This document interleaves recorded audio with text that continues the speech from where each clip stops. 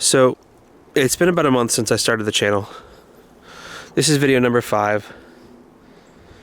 So 5 weeks now into 3D printing. And I wanted to talk about my feelings about 3D printing and my generic thoughts about the channel, and I think where this is going to go from here. So let's get into it.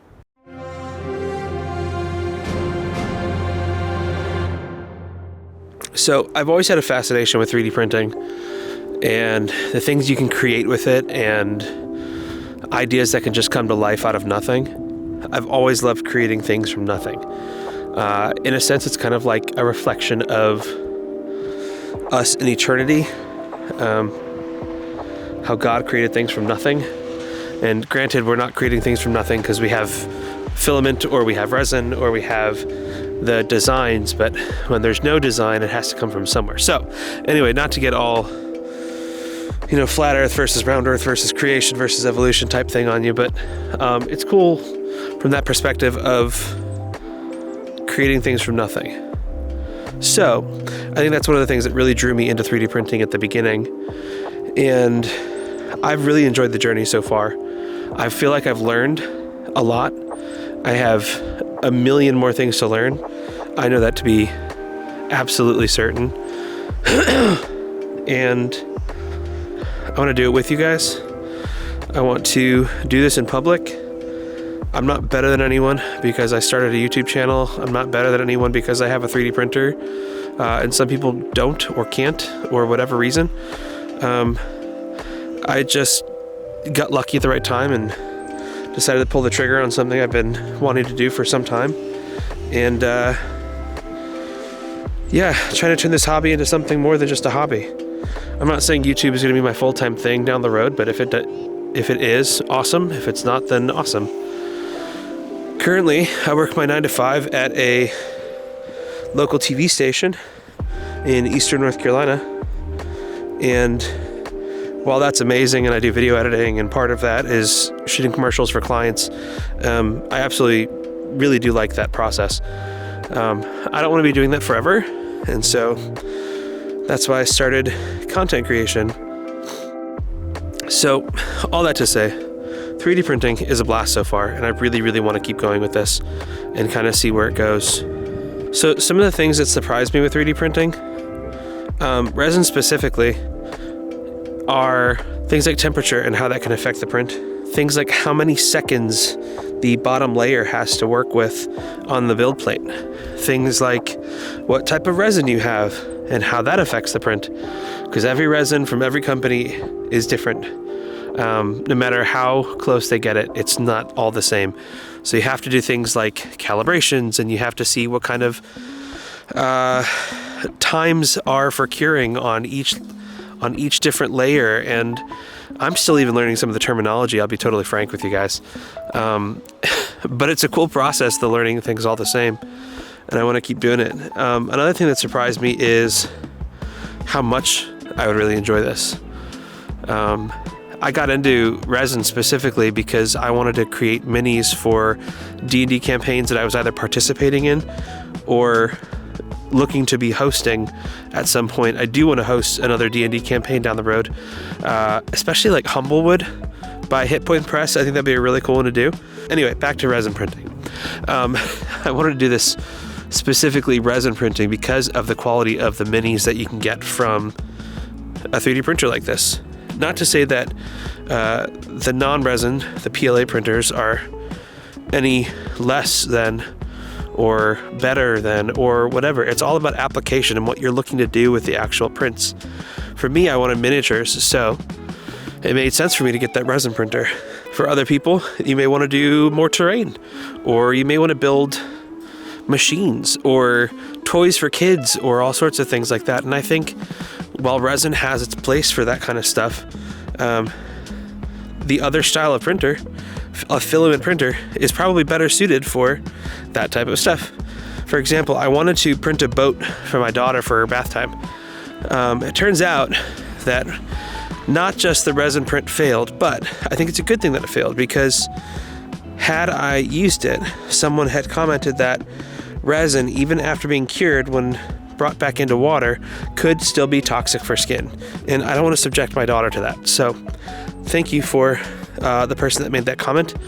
Definitely stopped me in my tracks and made me reconsider. So guess what? Another printer down the road.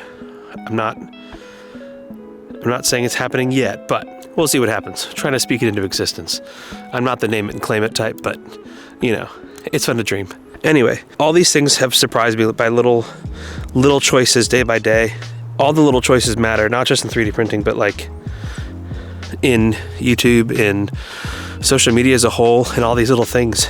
Showing up is part of the battle, and there are days that I don't want to film. There are days that I don't want to post anything, and that's okay.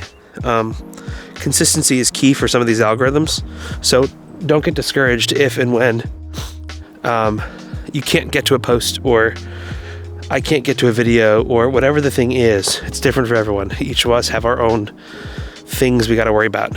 So another one of the things that kind of like made me think about is the UV exposure to the prints as they're in the printer, which is why I got that printer cover by week 2 or 3.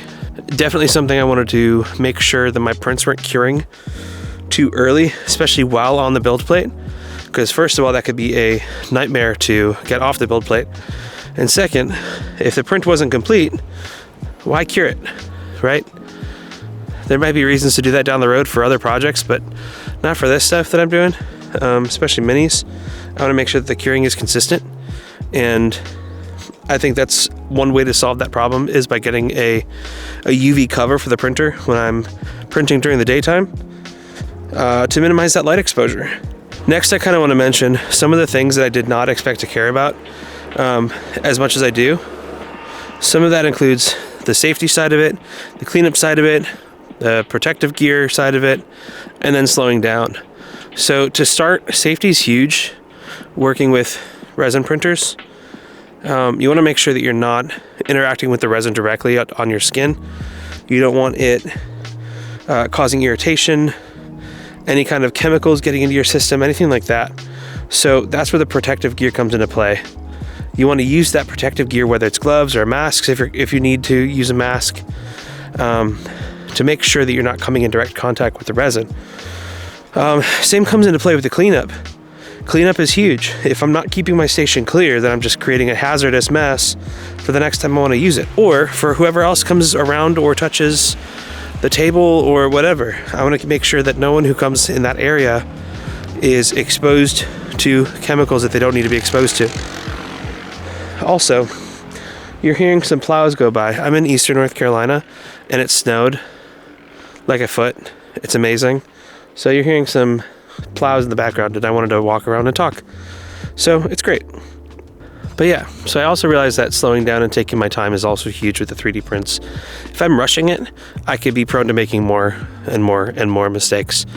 Like the first time I broke my print. That was both frustrating and educational. I'm glad I did it because then I learned what not to do with that rook specifically and how to remove things from the build plate. But I also think I left it on too long. So that was definitely a learning experience.